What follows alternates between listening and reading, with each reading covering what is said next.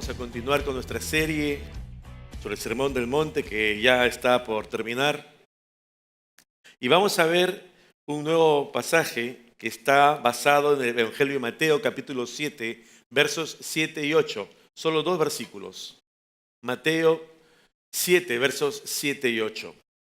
Dice la palabra: pedid y se os dará. Buscad y hallaréis. Llamad y se os abrirá. Porque todo aquel que pide recibe, y el que busca halla, y al que llama se le abrirá. Me llamó la atención el tenor de este pasaje, y por eso el título. El que pide poco, ¿has escuchado ese refrán? Es un, es un loco, efectivamente. Es conocido ese refrán. Porque nos acostumbramos muchas veces a pedir. Y en este contexto que es la oración, el creyente muchas veces también solamente se aboca en sus oraciones a hacer peticiones a Dios, de diversa índole. Sin embargo, una práctica en la cual estamos no tan acostumbrados, ¿sabes cuál es? Es a dar acción de gracias. Es decirle: gracias Dios por esta tu respuesta. Gracias Dios por esto que me das. Gracias Dios por esto que no me das.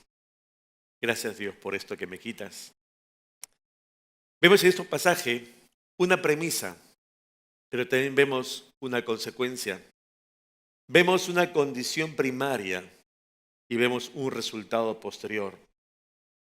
Vemos una expectativa que es presente, pero vemos también algo que anhelamos alcanzar de manera futura, inmediata o mediata. Por eso la palabra dice: pedid y recibiréis, busca y hallarás, llama y se te abrirá. Esta lectura inicial nos enfoca en tres acciones que debemos tomar de manera imperativa, pero también activa. Pedir, buscar, llamar. ¿Qué se pide? Lo que uno no tiene. ¿Qué buscas? Lo que uno ha extraviado y que considera que es de gran valor. ¿Qué se llama? Se toca una puerta que está cerrada y en este contexto del pasaje es esperando que esa puerta se nos abra de forma tal que podamos acceder a ese lugar en el cual hoy no tenemos ingreso. No es una espera pasiva. No es decir: bueno Dios, ahora soy tu hijo, dame la lluvia de tus bendiciones. No. Aquí el Señor nos llama como sus discípulos a tomar acción, a dar un paso al frente, a poder evaluar nuestras vidas y entonces, bajo ese análisis, decir: esta es mi situación, tengo que tomar una decisión. Y ya no solamente llego a un punto determinado, sino ejecuto una acción. Y en este caso, pido, busco o llamo. Pedimos lo que necesitamos o lo que creemos necesitar. Porque ese tema a veces es muy subjetivo. Yo creo que necesitar esto, pero tal vez no es tan necesario en nuestras vidas. Cuando pedimos algo, la actitud correcta es la de un mendigo. ¿Por qué? Porque un mendigo vive en una absoluta desesperanza de poder alcanzar algo por sus propios medios. Y por eso cuando tú ves a un mendigo extendiendo la mano o te dice: ayúdame, cómprame estos caramelitos porque son para mi sustento, él sabe que eso que necesita ya no está en sus manos, que depende de otro. Porque si tú y yo necesitamos algo y producto de nuestro esfuerzo lo vamos a alcanzar, no pides ayuda, no le pides a otro. Sencillamente trabajas, te esfuerzas, lo obtienes y listo. No pides a nadie. Tú pides lo que necesitas y te das cuenta que no puedes, por tu propio esfuerzo, alcanzarlo. Tengo una hija menor que está en quinto de secundaria y está acabando el colegio. Y último bimestre le han pedido una serie de experimentos en física. Y claro, física, la teoría, te aprendes las fórmulas, las desarrollas, llegas al resultado final y está bien. Pero cuando te piden hacer ese experimento, ¿no? Ya esa vivencia, quiero que demuestres en la práctica el principio, la tesis, lo que dice la física, pero de manera concreta. Entonces, y es distinto. Yo recuerdo que a mi hija estaba haciendo varios proyectos de física, algunos le salían, otros más o menos, hacía una consulta. Pero a la persona que le consultaba, este último fin de semana viajó. Y entonces ha estado abocada toda la semana a su último proyecto del año, que presenta mañana. Y vio un proyecto, compró todos los materiales y no le salió. Un segundo proyecto, tercer proyecto, quinto proyecto, sexto proyecto. No le salió. Y hasta ahora no le sale, o sea que tiene que trabajar ahora más tarde. Y sabes, cuando ves que no salen las cosas, ¿qué haces?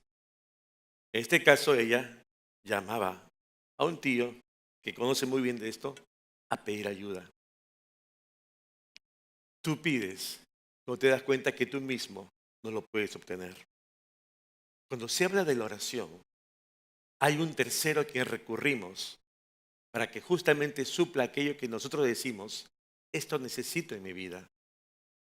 Pero no es un tercero cualquiera. ¿Sabes quién es ese tercero? Dios. Dios. Porque, porque Dios no es un Dios lejano, aun cuando a veces pudiera a nosotros parecernos. Es un Dios cercano. No es un Dios que nos ha dado la espalda, sino más bien es un Dios que nos conoce perfectamente, que sabe cuál es la circunstancia de vida con la cual hemos llegado aquí esa noche. Es un Dios que conoce si tienes congoja en tu corazón, si tienes alegría, si hay algo que ha destrozado tu vida en la última semana, si has obtenido algún logro, si conseguiste trabajo o lo perdiste, si estás con problemas de salud, etcétera. Dice la palabra que Él conoce aún cada uno de nuestros cabellos. Claro, en algunos es más fácil, ¿verdad? A mí ya no tengo muchos. Sin embargo, así como me conoce a mí, también te conoce a ti, individualmente. Y la razón principal es porque te ama. Y ese amor por ti no cambia.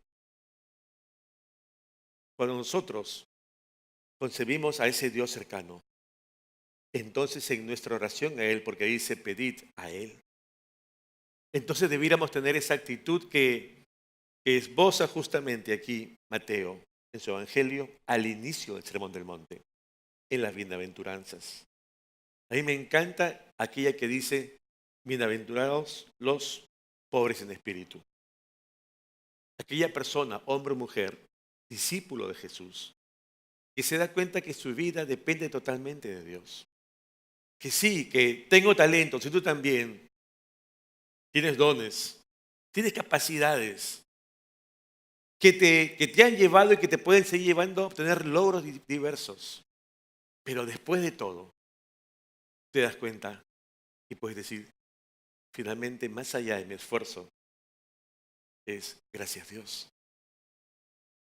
Gracias Dios por lo que me has permitido tener y obtener. Santiago, por eso, capítulo 1, verso 17, dice, toda buena dádiva y todo don perfecto desciende ¿de dónde? De lo alto. ¿De quién? De Dios. Y esa dádiva, ¿qué cosa es? Es un regalo.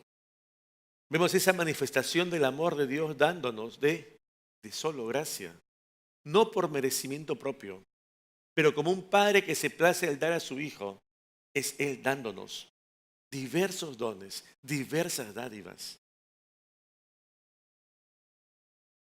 No solamente nos abocamos a pedir muchas veces, sino aquí Dios nos dice, busquemos. ¿Qué buscamos? Buscamos lo que realmente es valioso para nosotros. Si algo no es valioso para ti y se te pierde, ¿qué dices? Ya pues se me perdió, ¿no? Ya conseguiré otro. Pero si algo se te perdió, algo que tú no quieres perder, ¿qué haces? Pones de nuevo en su búsqueda para encontrarlo, porque es de valor especial para tu vida. Esa situación es lo que aquí nos dice la palabra, que busquemos lo que es realmente valioso para nuestras vidas. Yo recuerdo un cuento infantil, tal vez también tú, el de la cucarachita Martina, ¿te acuerdas? ¿Cómo era? Ella estaba barriendo, ¿verdad? Barriendo y de pronto se encontró ¿qué? ¿Te acuerdas? Una moneda. Y decía, mira esta moneda de valor. Me he encontrado esta moneda de valor. Pero en este caso, de la cucarachita Martina, ella no buscaba nada. Ella se lo encontró. El pasaje no implica eso. No es algo que tú vas por la calle así fortuitamente, una bendición de Dios, qué lindo, no. Sino que nos dice, busca algo de manera diligente. Eso es lo que nos está diciendo el Señor. Implica intencionalidad de nuestra parte, una acción continua, algo en lo cual debemos perseverar en esa búsqueda. Porque nosotros muchas veces, los hombres, somos inconstantes, me refiero a hombres y mujeres en general. Tal vez tú algo has deseado en tu corazón alguna vez y en el contexto de la oración, tú has dicho, se lo voy a pedir a Dios. Y empiezas un día, 2 días, 3 días, 4, 5, 6, 7 de la semana. La primera semana has orado por todos los días por ese motivo. Pero también hay otro dicho que dice, carrera de caballos y parada de borrico. Porque empiezas velozmente, arduamente, pero de pronto te detienes.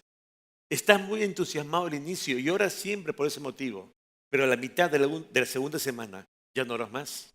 Total, Dios ya lo sabe. Claro, Dios ya lo sabe. Pero la constancia nuestra terminó. Ya nos cansamos de pedir, ya nos cansamos de orar, ya nos cansamos de buscar al Señor. Esta búsqueda lo cansa. Él lo dice, orad sin cesar. Un ejemplo de esta búsqueda diligente es el que encontramos en una mujer en los evangelios, en la parábola de la moneda perdida. Lucas 7, versos 8 y 9 dice, ¿o qué mujer que tiene 10 dracmas, si pierde un dracma, no enciende la lámpara y barre la casa y busca con diligencia hasta encontrarla? Y cuando la encuentra, reúne a sus amigas y vecinas, diciendo, gozaos conmigo porque he encontrado la dracma que había perdido.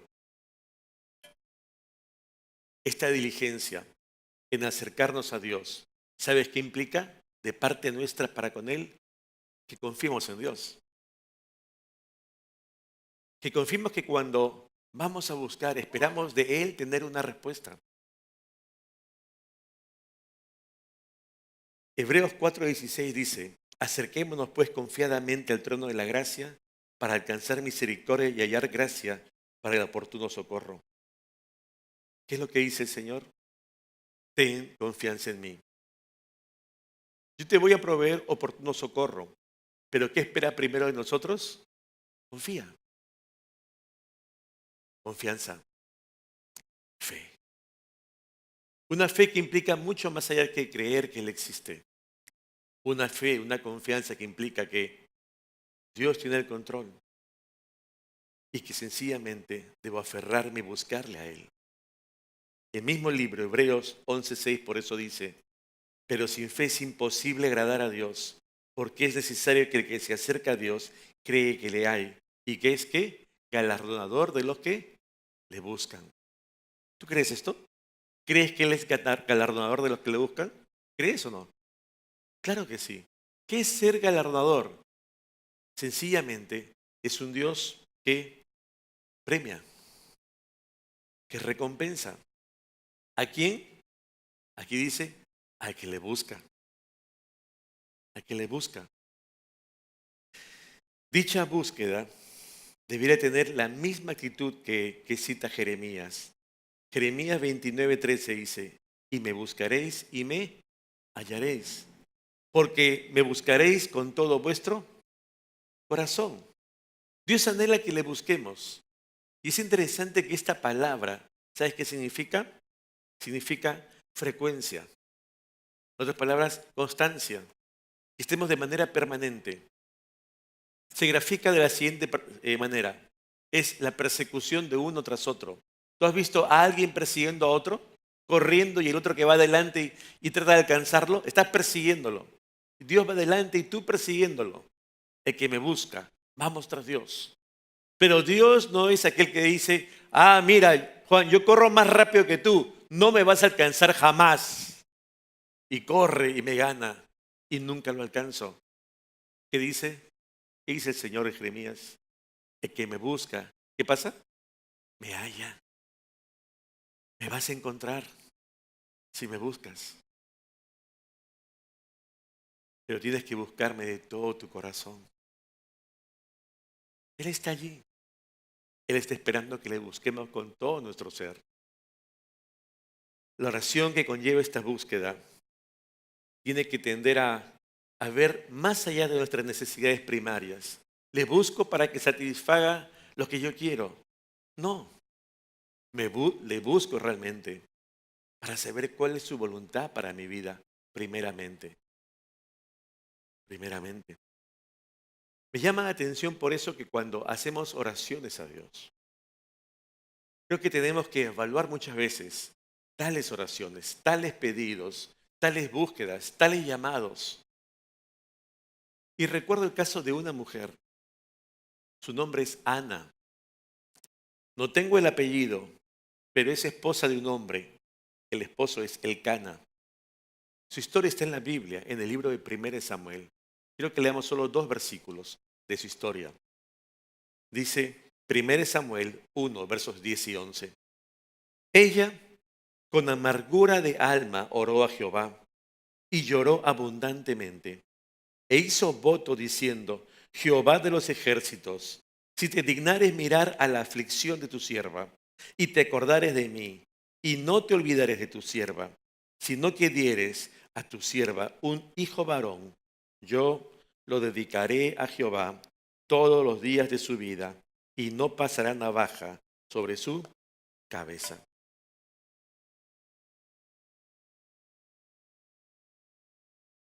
Cada uno de nosotros tiene sus propios anhelos, aspiraciones, metas, sueños, deseos, válidos.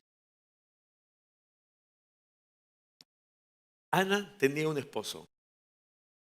Si leemos todo el capítulo, no lo hemos hecho ahora por razón de tiempo, tú vas a ver cómo de manera expresa manifestaba ese amor por ella.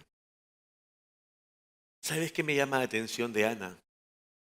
Que ella, sin embargo, no tenía una respuesta a ese corazón afable y dadivoso de su esposo.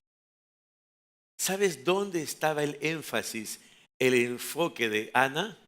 Estaba no en lo que recibía de su marido, amor y detalles, sino ella estaba enfocada en lo que no tenía, un hijo.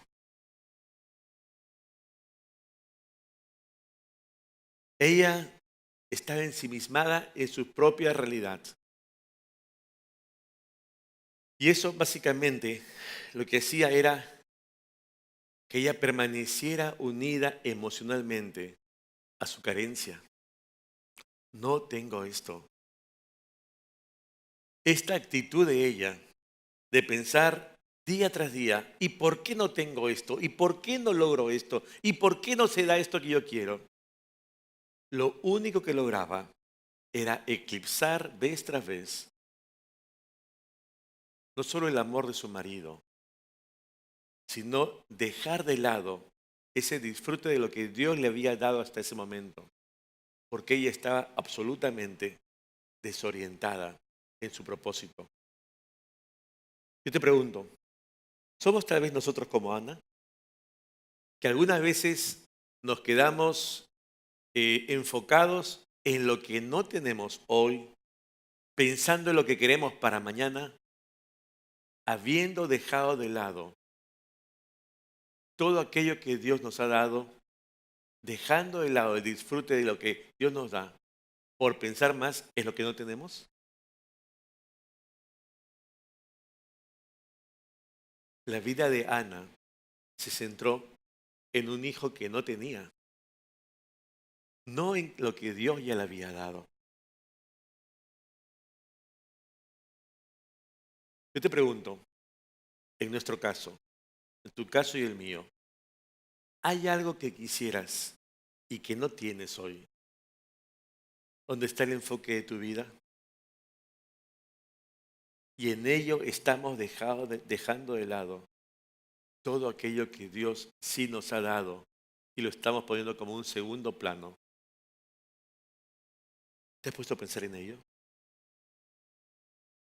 Viendo más con lo que no tienes que considerando lo que ya tienes. Dice este pasaje que ella tenía una amargura de alma cuando oraba. Mara, amarga. Una mujer amarga. Una otra acepción de esta palabra en el hebreo, ¿sabes cuál es? Colérica. Ahora imagínate tú, una mujer amarga y colérica. Está casada, ¿verdad? Está casada con el Cana. Yo te pregunto, si tú que eres un marido, tú eres el Cana, imagínate, varón. Estás casada con esa Ana. ¿La quieres a tu lado? Piénsalo. Todos los días allí. Tú demuestras tu amor. Y ella, sí, gracias, pero estoy pensando en aquello que no tengo. Y va a carcomiendo su alma vez tras vez. Una mujer amargada, una mujer llena de cólera. Tú te das cuenta que esa lectura de Ana comienza a afectar no solamente su vida, sino sus relaciones.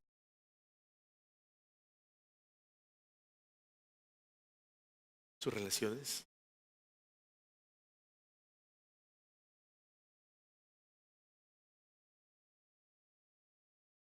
Pero finalmente Ana hace lo único que le queda, que es orar, orar. Porque recuerda, ella tiene un marido. Obviamente ha podido tener la bendición de un hijo, pero no la tiene. Está casada. Y obviamente ella por sus propios medios no puede hacer más para tener ese hijo. Y entonces recurre a ese tercero, a Dios, para decirle, ¿tendrás tú la respuesta? Y a veces tenemos que llegar lamentablemente a un punto en nuestras vidas en que tenemos que dejar de vernos a nosotros mismos y tener la mirada correcta hacia arriba para entonces decir, sí Señor, una vez más estoy en tus manos y te ruego esto. Al final de la historia Dios le concede ese hijo. Yo te pregunto, ¿entonces querrá decir que Dios va a decir sí a todas mis peticiones? ¿Qué crees tú? ¿Sí o no? ¿Dios responde sí a todas mis peticiones, a todas mis oraciones? ¿No? ¿No? Y entonces, ¿cómo se entiende esto de pedid y se os dará? ¿Cómo entender esto? Ok. Porque si fuera solamente tan sencillo, pedid y se os dará. Yo te pregunto, ¿qué quisieras pedir tú este día? ¿Dinero? ¿Un novio? ¿Trabajo? ¿Salud? ¿Que tu mujer no sea tan fastidiosa? Conversaba con una pareja de abuelitos esta semana y me decía, todos mis hijos están bien casados. O sea, como estamos pensando ya que vamos a ir, vamos a partir, ya están encaminados. ¿Quieres eso? ¿Y estás ya tranquilo? ¿Qué quieres?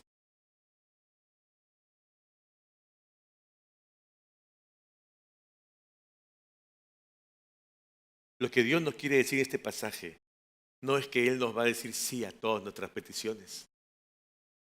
Lo que está diciendo es que Él considera lo que pedimos.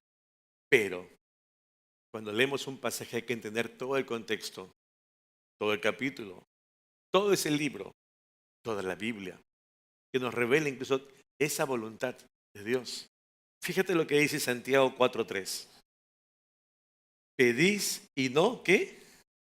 Y no, lo estamos pidiendo, ¿verdad? Y no recibís. Lo lindo que es Dios porque nos da la razón. Pedís y no recibís porque pedís ¿cómo? Porque pedís mal. ¿Has escuchado una vez este pasaje? Pedís y no recibís porque pediste mal para gastar en vuestros deleites. ¿Te has preguntado alguna vez? Yo sé que oras, has hecho pedidos al Señor en tus oraciones. Pero yo te pregunto, no me digas, solamente evalúalo. ¿Alguna vez te has puesto a pensar si tus oraciones y tus pedidos a Dios los estás haciendo mal o solamente estás orando por algo? ¿No estarás haciendo malos pedidos alguna vez? Porque si fuera así, tú ya tienes la respuesta. Ayer en la noche que acabó el servicio me encontré a una persona se acercó a mí al final, siempre saludamos, y se acercó y me dijo, soy fulano de tal, y me dijo algo más. Yo he sido propietario de muchos predios aquí, toda esta zona de los Rosedales, he sido dueño de casi todo acá. Yo fui el que vendió hace muchísimos años a un misionero esta propiedad de la iglesia. Esta era mi propiedad.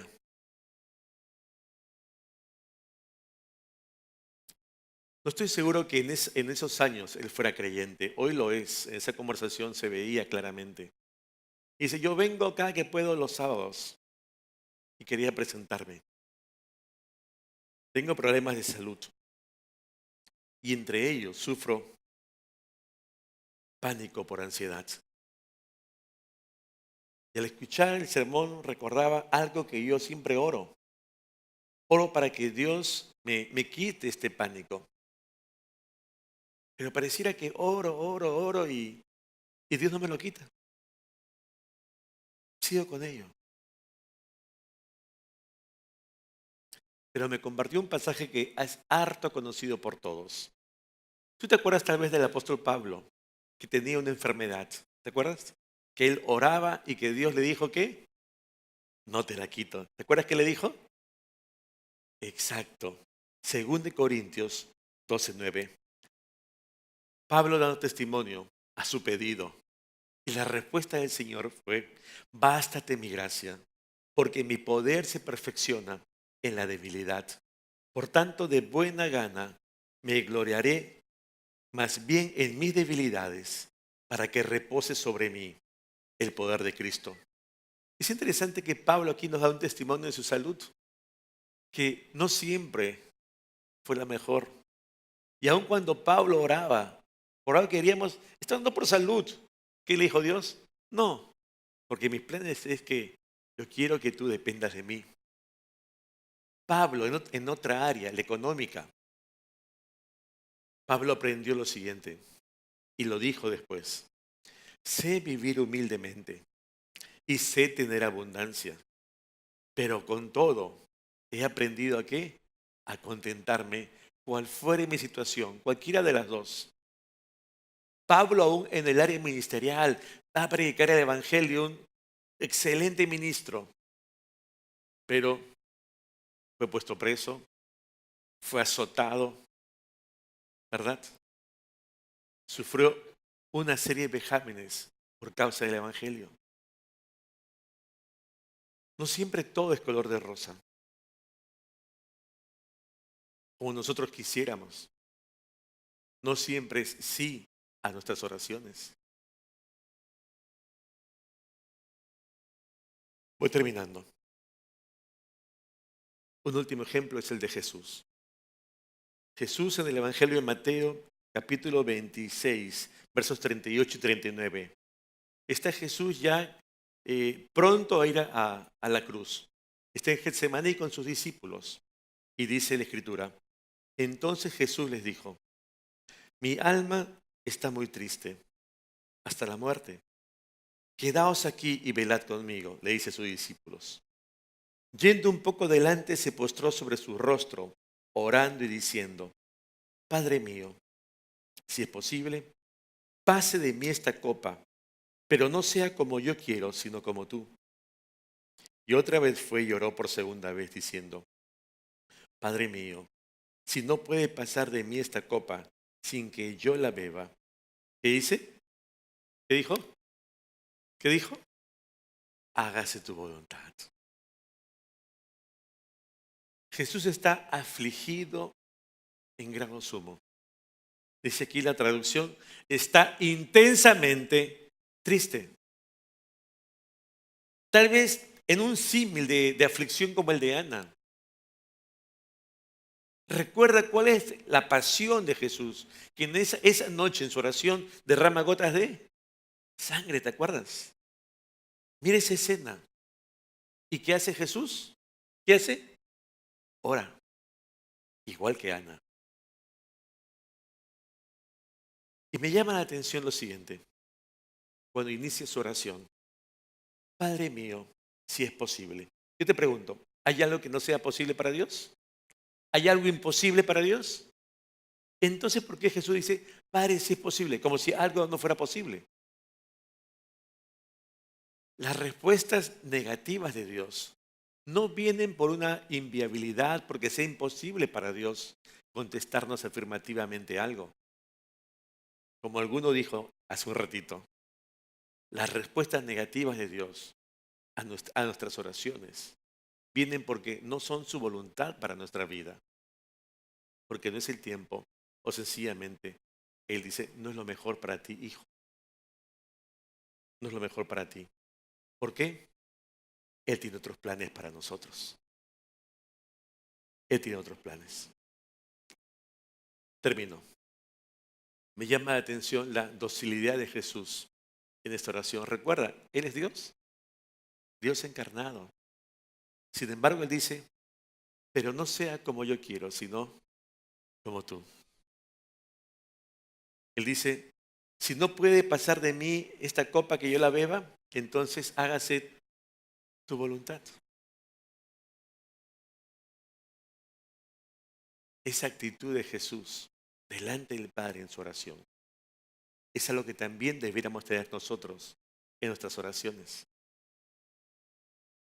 Jesús tuvo conciencia de lo que estaba pasando y más allá de su deseo, no quisiera tomar esta copa,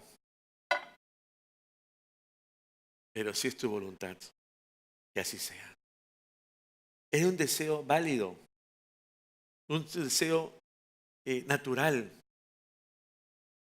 pero el Señor tenía otros planes, porque su voluntad, dice la palabra, es buena, agradable y perfecta. Más allá de a veces ensimismarnos en lo que nosotros queremos, debemos adorar, preguntarle siempre, Señor, esto es lo que yo quiero, pero ¿es lo que tú quieres para mi vida? Termino con una ilustración. Ya le he contado alguna vez, así que te pido perdón a los que ya le escucharon. Me invitaron hace años a una reunión misionera. Y me dijeron, bueno, este es tu sitio, en esta mesa, aquí van a venir otras personas. Y llegué. Me ubiqué y comienzan a llegar diversas personas. Y una de ellas, una señorita, tendría 23 años, 22 años. Se notaba obviamente por sus rasgos físicos que no era peruana. Y entonces le pregunto, ¿de dónde eres? Soy de Estados Unidos. Todos los extranjeros que estaban llegando a esa reunión eran misioneros. Estaban llegando de diversos países, de Lima solamente de paso, de tránsito a su campo misionero, cada cual un distinto lugar. Y yo le pregunto, ¿cuál es tu campo misionero? Y ella me dice, Colombia. Claro, la Colombia que ella me dice no es la Colombia de hoy. En ese momento estaba fuertemente posicionada la FARC, donde obviamente tú recuerdas la historia dramática y triste, cómo secuestraban, mataban a mucha gente y secuestraban sobre todo a los extranjeros, y qué mejor si eran estadounidenses. En este escenario, que era ese el momento de la historia, yo le pregunto ingenuamente, ¿y tú siendo estadounidense no tienes miedo de ir a Colombia? Yo dije, es una pregunta natural, ¿no? Obvio en el contexto. ¿No tienes miedo de ir a Colombia? Y ella me dio una respuesta que caló mi vida para siempre, que es esta. Ella me mira, esta jovencita, y me dice, ¿sabes? Más miedo me da no estar en el centro de la voluntad de mi Dios.